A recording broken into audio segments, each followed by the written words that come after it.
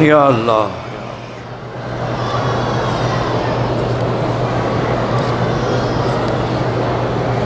کہتے ہیں کہ شیطان آگ سے پیدا ہوا ہے یا نور سے. اللہ کے بندے یہ قرآن کا مسئلہ ہے، پتہ نہیں تم فارغ بیٹھے ہوتے ہو سوال لکھنے کے لیے.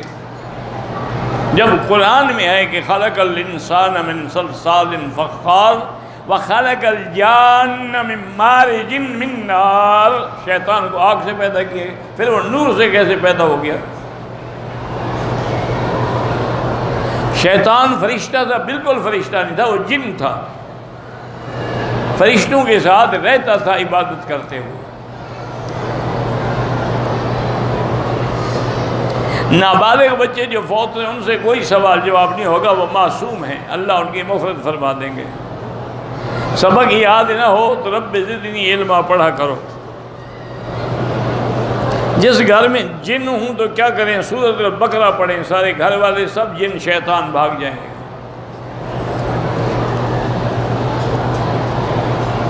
شہادت جو ہے، اصل شہادت وہ جہاد سے، جو اللہ کے راستے میں شہید ہو. لیکن یہ اللہ کی مہربانی ہے کہ اگر کوئی ڈوب کے مر جائے یا جل کے مر جائے یا فجأتاً مر جائے، اس کو بھی شہید ضمناً کہہ دیا جاتا ہے. اصل شہید وہی ہے. وَلَا تَقُولُوا لِمَن يُقْتَلُ فِي سَبِيلِ اللَّهِ أَمْوَاتٌ بَلْ أَحْيَاءٌ وَلَٰكِن لَّا تَشْعُرُونَ.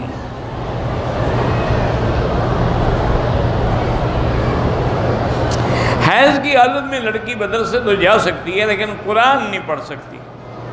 باقی کتابیں کیوں نہ پڑھے؟ باقی کتابیں ہیں، تاریخ ہے، جغرافیہ ہے، کچھ ہے، وہ پڑھتی رہے. لیکن ایام حیض کے اندر قرآن کی تلاوت نہیں کر سکتی ہے. بعض علماء نے اجازت دی ہے کہ اگر کوئی استانی ہے، بچیوں کو پڑھاتی ہے تو کہ وہ کہتے ہیں کہ ہاں اگر ہاتھوں پہ دستانے چڑھا لے، انگلی رکھ کے ان کو پڑھاتی رہے تو کوئی بات نہیں. لیکن اصل بات یہی ہے جو امام ابو حنیفہ رحمۃ اللہ علیہ فرماتے ہیں کہ حیض میں بالکل نہ قرآن پڑھے، نہ دیکھ کے، نہ یاد پڑھے، کیونکہ قرآن کی شان یہ ہے کہ لا یمسہ الا المطہر، اس کو پاکیزہ لوگ ہی ہاتھ لگا سکتے.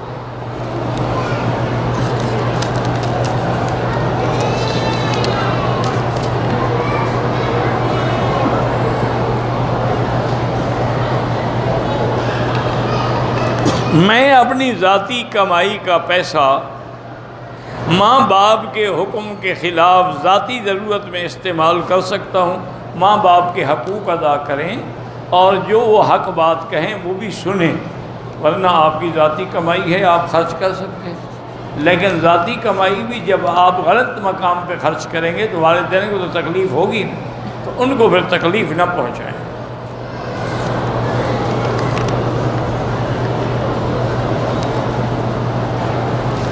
میری 6 سال کی عمر تھی کہ والدین میں جھگڑا ہوا، طلاق ہو گئی. میری پرورش ستیلی ماں نے کی، 20 سال ان کے ساتھ ہی رہتا ہوں. میری حقیقی ماں کا مجھ پر کوئی خدمت کا حکم ہے؟ اگر میں خدمت کرتا ہوں تو میرے ابا اور ستیلی ماں ناراض بالکل کریں خدمت. ماں کا حق ہے، چاہے طلاق ہو جائے، کچھ ہو جائے، ماں ماں ہوتی ہے، اس کے حقوق کبھی بھی ختم نہیں ہو سکتے. اور قرآن نے حکم دیا ہے کہ وَصَّيْنَا الْإِنسَانَ بِوَالِدَيْهِ إِحْسَانًا. اور اتنی بڑی بات ہے کہ اللہ نے اپنے ذکر کے بعد والدین کا ذکر کر دیا، حالانکہ اللہ کے ذکر کے بعد تو حضور کا ذکر ہونا چاہیے. وَاعْبُدُوا اللَّهَ وَلَا تُشْرِكُوا بِهِ شَيْئًا وَبِالْوَالِدَيْنِ إِحْسَانًا.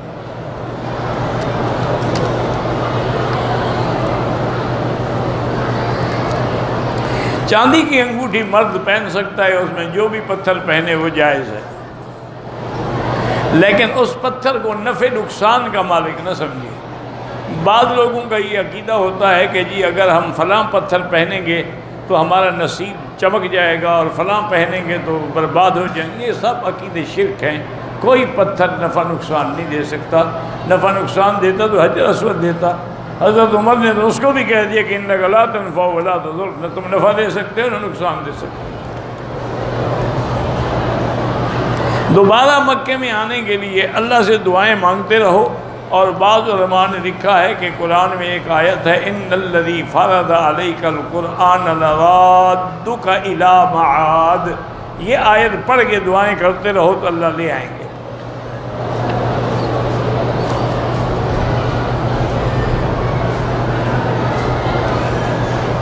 میں قاری بھی ہوں، مؤذن بھی ہوں، اور میرے والد نماز نہیں پڑھتے، اللہ ان کو ہدایت دے۔ تم محبت سے، پیار سے ان کے ساتھ لگے رہو، مایوس نہ ہوں، اور ان کو کسی اللہ والے کی صحبت میں لے جائیں۔ علماء نے لکھا ہے، دیکھو مقناطیس ہے، اس کو لوہے کے سامنے لے جاؤ پکڑ لیتا ہے، تو مقناطیس میں کوئی ایسی کشش اللہ نے رکھی ہے نا، تو اسی طرح اللہ والوں کے دل کے اندر بھی ایک خاص کشش ہے، تم چاہو یا نہ چاہو جب ان کی مجلس میں بیٹھو گے تو اس کا اثر ہو، اور وہ جب ذکر کریں گے اس کا بھی اثر ہو۔ تو اس لیے اپنے والد کو کسی اللہ والوں کی صحبت میں لے جائیں، ان کے پاس بیٹھیں، کسی اللہ والوں کے درس سنائیں، تقریریں سنائیں، اچھے محافل میں لے جائیں، تو انشاءاللہ اللہ ان کو بھی نمازی بنائے۔ کیونکہ نماز نہ پڑھنا تو اتنا بڑا جرم ہے کہ بعض ائمہ فرماتے ہیں وہ کافر ہے، وہ مسلمان ہی نہیں۔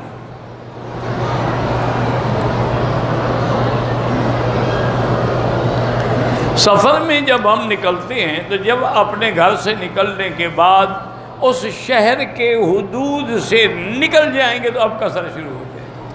اگر آپ اسی شہر میں ہیں تو پھر قصر نہیں ہوگی، جب حدود شہر سے نکلیں گے اب قصر شروع ہو جائے۔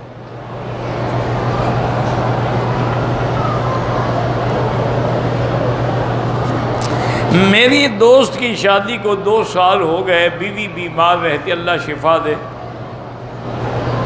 صاحب قبر سے دعا کے لیے نہ کہیں، دعا اللہ سے کریں کہ یا اللہ تبارک و تعالی ہمیں اپنی رحمت سے ان بزرگوں کے اعمال صالحہ کی وجہ سے بخش دے۔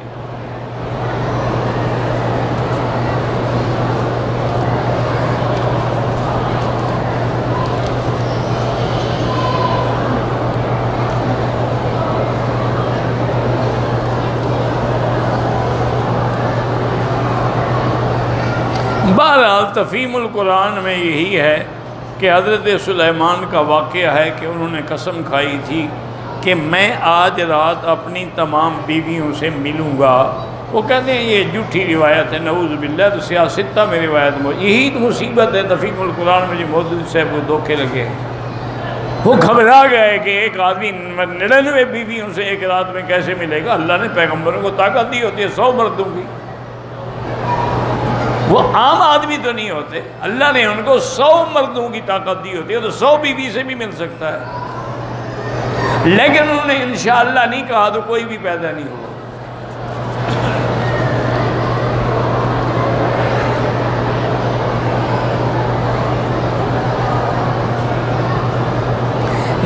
مجھے ہتھیار سے یہ شتیار پتہ نہیں کیا ہے، بہت شوق ہے پڑھنے کے لیے کہ ہتھیار سے نقصان نہ، مجھے نہیں سمجھ آئی کیا مطلب ہے۔ نماز سے پہلے جو تکبیر کہتے ہیں وہ ایک دفعہ بھی جائز ہے، اور اذان کی دفعہ 2 دفعہ بھی حدیث میں ثابت ہے۔ نہانے سے وضو ہو جاتا ہے، اگر پہلے آپ وضو کریں گے تو پھر ہو جائے گا، نہیں کریں گے تو نہیں ہوگا۔ حاجیوں کی دعا 40 دن تک قبول ہوتی ہے، دعا تو ہمیشہ قبول ہوتی ہے، لیکن وہ حاجی بن کے رہیں، جب تک وہ حاجی بن کے رہیں گے چاہے 40 سال بھی گزر جائیں۔ اصل بات یہ ہے کہ دعا جب ایک دفعہ بہت ساری اللہ کی مخلوق جو ہے وہ نکلے دعا کے لیے کہ بارشیں بند تھیں استسقاء کے لیے۔ حضرت سخاوی رحمۃ اللہ علیہ نے لکھا ہے کہ جب ہم نکلے تو سارا شہر امٹ پڑا، تو راستے میں قبرستان تھا، تو قبرستان میں ہم نے دیکھا کہ وہ سعدون مجنون ایک اللہ والے تھے، اس کو لوگ دیوانہ کہتے ہیں۔ اللہ والوں کو لوگ دیوانہ ہی کہتے ہیں، کیونکہ نہ سوٹ پہنتے ہیں نہ ٹائی لگاتے ہیں، تو دیوانے تو ہوئے نا بیچارے۔ اس دور میں بھی وہ چھوٹی پنڈلی تک کپڑے پہنتے ہیں، مسواک ان کی جیب میں ہوتا ہے، لوگوں کے لیے تو کارٹون ہے نا وہ۔ تو وہ بیٹھے ہوئے تھے، تو کہتے ہیں میں نے ان کو جا کے سلام کیا، تو انہوں نے مجھے دیکھا، کہنے لگے سامانی قیامت قائم ہو گئی؟ میں نے کہا نہیں۔ تو انہوں نے کہا اتنے لوگ جو نکلے ہوئے ہو کیا ہو گیا؟ انہوں نے کہا حضرت علاقے میں بارش نہیں ہے، لوگ مر رہے ہیں، جانور مر رہے ہیں، تو ہم اس لیے نکلے ہیں کہ اللہ سے دعا کریں۔ انہوں نے کہا تم کس دل سے دعا کرتے ہو؟ انہوں نے کہا حضرت یہی جو اللہ نے، انہوں نے کہا نہیں دل سے دعا کرتے تو دعا قبول کیوں نہ؟ تم دل سے کرتے ہی نہیں ہو دعا، یا تمہارا دل مردہ ہو گیا ہے، اس سے دعا نکلتی ہی نہیں ہے، یہ زبانی دعا ہے، اس سے کوئی فائدہ نہیں ہوتا۔ کہتے ہیں میں کھڑا رہا ہوں، چونکہ بڑے مجذوب مشہور تھے، تو اس کے بعد انہوں نے ایسے کر کے دیکھا اور کہا اللہ، بس بارش شروع ہو گئی۔ کہتے ہیں دیکھا تم بھی ایسے کہا کرو اللہ تو بارش آ جائے گی، چونکہ یہ اسم اعظم ہے، یہ ایک ایسا نام ہے جو کسی اور کے لیے رکھا ہی نہیں گیا، حتیٰ کہ کافروں نے معبود بنائے، آلہہ بنائے، لات رکھا، عزا رکھا، منات رکھا، ودن، سواعن، یغوثن، یعوقن، نصرن، لیکن اللہ کسی نے نہیں رکھا، اللہ نے اپنے نام کو محفوظ رکھا۔ انہوں نے کہا یہی اسم اعظم ہے، لیکن شرط یہ ہے کہ اسی طرح نکلے جیسے میں نے کہا ہے۔ تو اب جب تمہارے حال یہ ہے دعائیں کیسے قبول ہوں؟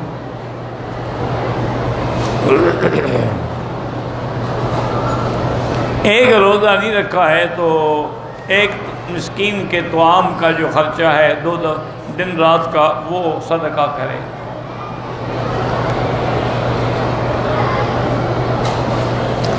کچھ میرے دوستوں کے عقیدے خراب ہیں، مزاروں پہ جاتے ہیں تو تلخ کلامی نہ کیا کرو، ادعو الی سبیل ربک بالحکمت والموعظۃ الحسنہ، ان کو حکمت سے دعوت دو، تلخ کلامی کرو گے تو اور زیادہ پکے ہو جائیں گے۔ جو امام مسجد سگریٹ پیتا ہو اس کے پیچھے نماز ہو جاتی تو پیچھے کون سے باعزید گستامی کھڑے ہیں؟ وہ سگریٹ پیتا ہوگا، یہ سگار اور حقہ پیتے ہوں گے، نسوار کھاتے ہوں گے، دونوں برابر ہیں، کام ہو جائے گا، نماز ہو جائے گی، لیکن ایسے لوگوں کو امام نہ بنایا کریں۔ مرد اور عورت کی نماز میں فرق ہے، آپ پہلے خود مجھے سمجھائیں کہ مرد اور عورت میں کوئی فرق ہے؟ اگر فرق ہے تو پھر نماز میں بھی فرق ہے، اور اگر کوئی فرق نہیں ہے تو پھر نماز میں بھی کوئی فرق نہیں ہے۔ اس کے لیے پردہ ضروری ہے، نماز میں بھی اس لیے حکم ہے کہ ان یضم جسدہما، اپنے بدن کو زمین سے ملا کے سجدہ کرے۔ بہن کو برس کی بیماری ہے، حضرت عیسیٰ کون سی قرآن دعا مانگتے تھے؟ وہ ان کا معجزہ تھا، دعا نہیں تھی، وہ تو معجزہ تھا، ہاتھ پھیرتے تھے وہ لوگ ٹھیک ہو جاتے تھے۔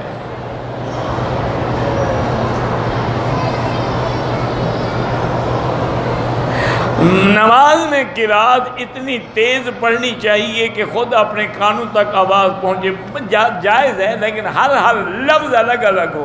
تیز کا معنی یہ نہیں کہ پتہ ہی نہ لگے کیا پڑھ رہے ہو۔ میری امی ابو کا انتقال ہو گیا، 2 بہن بھائی ہے، ابو کا گھر ہے، ان کی ہر چیز کا آدھا حصہ، آدھا حصہ نہیں ہوگا، بیٹے کو 2 حصے ملیں گے، 1 حصہ بیٹی کو ملے گا۔ میرا بیٹا ڈاکٹر بن رہا ہے، پڑھائی ٹھیک نہیں کرتا، اللہ سے دعا کیا کریں اللہ اس کو ہمت بھی دے اور کامیاب بھی کرے۔ عورتیں بال کٹوا سکتی ہیں، اللہ کہتے ہیں حج میں بھی نہ کٹوائیں، تو تم ویسے کٹوانے کا مسئلہ پوچھ رہی ہو؟ حج اور عمرے میں بھی صرف اتنا بال کور کے برابر کاٹنے کا حکم ہے۔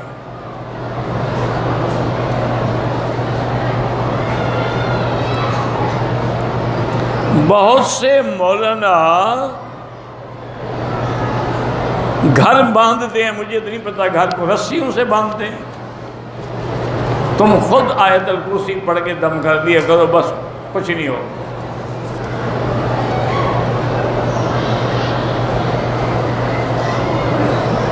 میری دوست کی بیوی کو جب حمل ہوتا ہے بیمار رہتی ہے، 9 یا 10 مہینے بیچاری بیمار، تو وقفہ کر سکتی ہے اولاد میں؟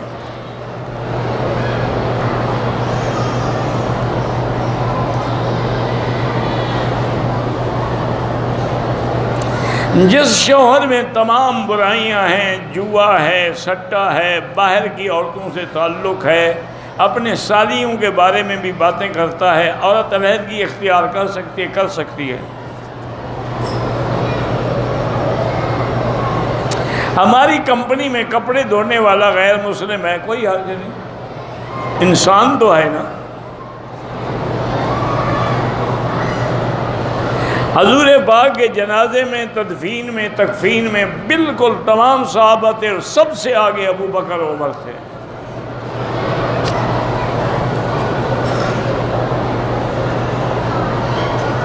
کسی فوت شدہ کا عمرہ کرنے سے پہلے اپنا عمرہ کرے، پھر اس کا عمرہ کرے۔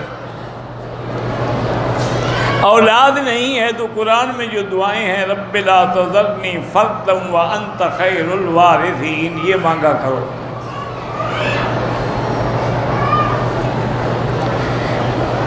ایک دوست کے دل کا آپریشن ہے، اللہ کامیاب کرے، اللہ شفا دے۔ میرے بائیں کان میں شور ہوتا ہے، سنائی بھی کم دیتا ہے، 5 سال ہو گئے ہیں، 2 دفعہ سرجری کی ہے، کوئی افاقہ نہیں ہوا۔ اللہ تبارک و تعالی شفا عطا فرمائے۔ اللہ پاک کے آگے کوئی مشکل نہیں، زمزم پیا کریں، اور گھر ہوں اگر تو 7 دفعہ سورۃ فاتحہ پڑھ کے پانی پہ دم کر کے صبح و شام پیا کریں، اسی نیت سے کہ اللہ میری اس بیماری کو ٹھیک کر دے۔ میری بیٹی 5 سال کی ہے، بولتی نہیں ہے، اس کے لیے بھی یہی ہے کہ سورۃ فاتحہ پڑھ کے دم کریں۔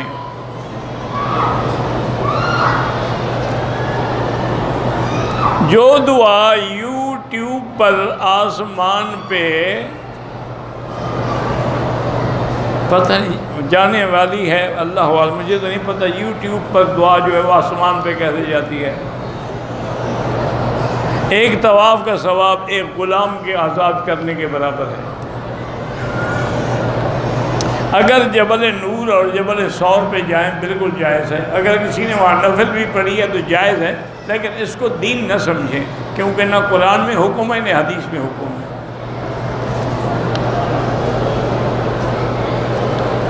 میری آمدنی اتنی نہیں ہے، خرچہ مشکل سے پورا ہوتا ہے، تو میں خیرات نہیں کر سکتا، لوگوں کو پانی پلا دیا کرو، اس میں تو پیسے نہیں لگتے نا، کسی اندھے کو راستہ دکھا دیا کرو، اس میں تو خرچہ نہیں ہوتا۔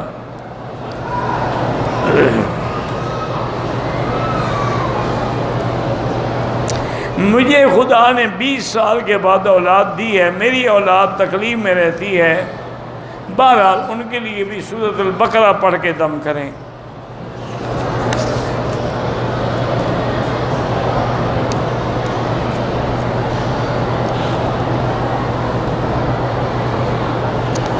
میں پریشان ہوں، میری بیوی کا گولڈ گم ہو جاتا ہے، گھر چوری ہو گئی، گولڈ سے چوری ہو گئے۔ یہ چوری ووری جو ہے نا گولڈ وغیرہ کی، یہ گھر کا کوئی بندہ کرتا ہے جس کو پتہ ہے کہ گولڈ کہاں رکھا ہے، باہر والے کو صرف گولڈ کا کیسے پتہ ہے؟ اپنے گھر والوں کی تفتیش کرو، پتہ لگ جائے گا۔ گھر میں ہی چور ہے، باہر سے نہیں آیا، باہر سے ہے، اس کو کیا پتہ ہے گولڈ کہاں رکھا ہے؟ چوری صرف گولڈ ہوتا ہے، یا پھر بیوی کسی کو دے دیتی ہے، اللہ عالم۔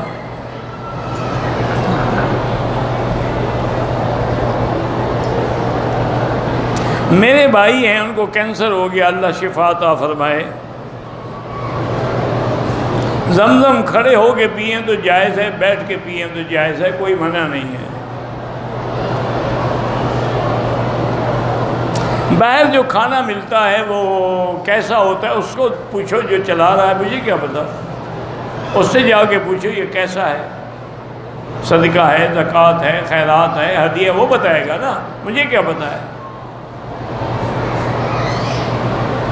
باہر مرغی وغیرہ ملتا ہے، حلال کا کیا ہے اللہ عالم، اگر باہر کے ملک کی ہے تو کوئی اعتبار نہیں۔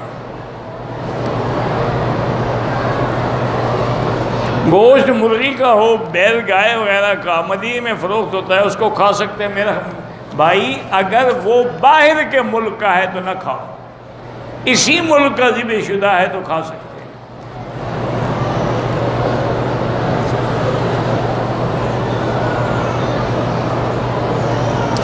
حل یجوز لی ان اصلی 4 رکعات صلاۃ الضحی؟ نعم یجوز. ثم ہدیہ الثواب لوالدیہ؟ نعم یجوز انشاءاللہ.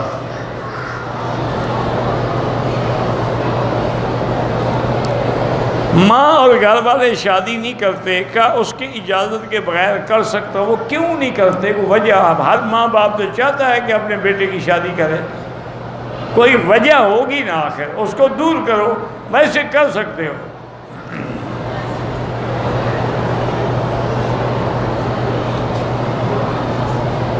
میری ڈپٹی دبئی اوقاف میں ہے، گھر پاکستان میں ہے. میرا بیوی ماں نہیں چھوڑتی میرے ساتھ.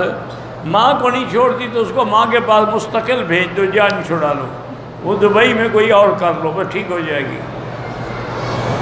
جب وہ رہنا ہی نہیں چاہتی تو بیوی کا کیا فائدہ؟ بیوی تیری ہے، رہے گی ماں کے گھر. اس کا علاج یہی ہے. دبئی میں بڑا سستا کام ہو جاتا ہے، کھلا مارکیٹ ہے نا، اوپن مارکیٹ ہے ماشاءاللہ، ہر چیز کھلی ہے.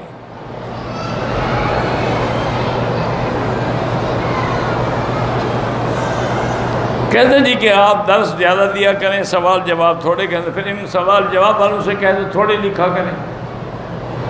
سارے کام مجھے تو نہ کہو نا. ہدیہ وہ ہوتا ہے جو کسی کو پیش کیا جائے، چاہے وہ امیر ہو یا غریب. صدقہ وہ ہے جو فقیروں کے لیے خیرات کی جائے. والد نے والدہ کو طلاق دے دی، بچپن سے نانی کے ہاں رہے. والد کا ہم پر 1 روپے کا بھی احسان نہیں ہے، نہ مخلص ہیں. اب وہ کہتے ہیں کہ والدہ کو چھوڑ کر یا ان کو لے کر میرے بہرحال والد کی اطاعت کرو، کچھ بھی ہو تم نافرمان نہ بنو. میرا بیٹا بچپن سے بیمار ہے، سورۃ البقرہ پڑھ کے دم کرو، پانی پہ اور پلاؤ. 1 تولہ سونے پر زکوٰۃ ہے؟ بالکل ہے. آج کل تو 80,000 کا ہے، زکوٰۃ کیوں نہیں ہوگی؟ ویسٹیج کمپنی، مجھے نہیں پتا ویسٹیج کمپنی کیا ہے. داڑھی مونڈنے والے کے پیچھے نماز نہ پڑھیں، اس کو امام نہ بنائیں. ایک ہے کہ اتفاقاً آپ گئے اور کھڑے ہو گئے، پھر وہ داڑھی مونڈا نکلا، نماز ہو جائے گی. صلو خلف کل بر و فاجر، لیکن جان بوجھ کے اس کو امام نہ بنائے.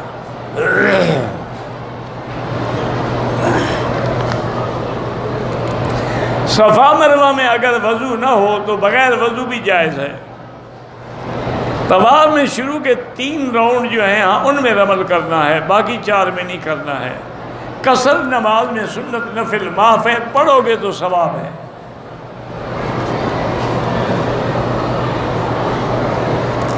مشرق اور مغرب کا قرآن میں ذکر ہے، لیکن شمال جنوب کا نہیں ہے. رب المشارق والمغارب میں سب آ جاتے ہیں. مشرق مغرب تو ایک ہوتی ہے، یہ جمع کا صیغہ کیوں آیا؟ اور ویسے ہی ہوتا ہے کہ جی زمین سے آسمان تک اس کا ہے، درمیان میں کسی اور کا ہے. اسی لیے کہا جاتا ہے للہ المشرق والمغرب، اللہ کے لیے مشرق اور مغرب ہے. اینما تولوا فثم وجہ اللہ. اس کا معنی یہ نہیں کہ شمال جنوب اس کے لیے نہیں ہے، وہ تمہارے لیے ہے، سب اللہ کے لیے. لہو ما فی السماوات و ما فی الارض، للہ ملک السماوات والارض. اللہ اعلم. اللہم صلی علی سیدنا محمد وعلی آل سیدنا محمد وبارک وسلم. یا حی یا قیوم یا ذا الجلال والاکرام، یا ذا الجلال والاکرام، یا ذا الجلال والاکرام. لا الہ الا اللہ الحلیم العظیم، لا الہ الا اللہ رب العرش العظیم، لا الہ الا اللہ رب السماوات رب الارض ورب العرش الکریم. اسألک موجبات رحمتک وعزائم مغفرتک والسلامة عن كل اسم والغنیمة عن كل بر. اللہم لا تدع لنا ذنبا الا غفرتا، ولا ہما الا فرجتا، ولا عیبا الا سترتا، ولا کربا الا نفذتا، ولا ضالا الا ہدیتا، ولا فسادا الا اصلحتا، ولا مريضا الا شافيتا، ولا مبتلا الا عافيتا، ولا عدوا الا اهلكتا، ولا حاجة من حوائج الدنيا والآخرة الا قضيتها ويسرتها يا ارحم الراحمين. اللهم اللهم انصر الإسلام والمسلمين اللهم احفظ سائر بلاد المسلمين وهذا البلد الأمين فاجعلها آمنا مطمئنا سخاء رخاء إلى يوم الدين اللهم اصرف عنا وعن أهلنا وأولادنا وبلادنا كيد الكائدين وحقد الحاقدين وحسد الحاسدين ومكر الماكرين والسحر الساحرين وظلم الظالمين یا قوی یا عزیز یا اللہ بیماروں کو شفا عطا فرما یا اللہ ہماری ظاہری باطنی روحانی جسمانی بیماریاں دور فرما یا اللہ بے حیاؤں کو حیا عطا فرما بے اولادوں کو اولاد صالح عطا فرما بے روزگاروں کو روزگار عطا فرما قرض داروں کے قرض عطا فرما جن کے رزق تنگ ہیں ان کے رزق میں برکتیں عطا فرما